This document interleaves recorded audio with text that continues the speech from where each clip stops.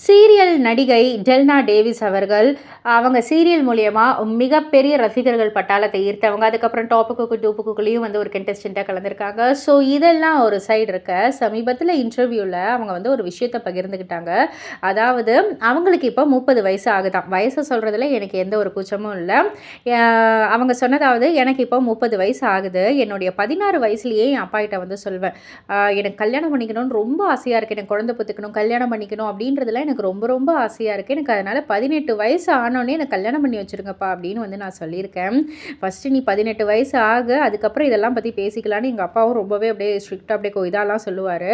But ஆனா எனக்கு வயசு ஆக ஆக அந்த ஒரு மெச்சூரிட்டி வர வர கல்யாணமா பண்ணணுமா அப்படின்ற மாதிரி தான் இருக்கு. ஏன்னா ஒவ்வொருத்தவங்க சொல்றத கேட்க கேட்க ஒவ்வொரு விஷயங்கள் பார்க்க பார்க்க எனக்கும் மெச்சூர் ஆக ஆக இந்த கல்யாணம் வேணுமா? அப்படின்ற ஒரு கேள்விக்குறி இருக்கு.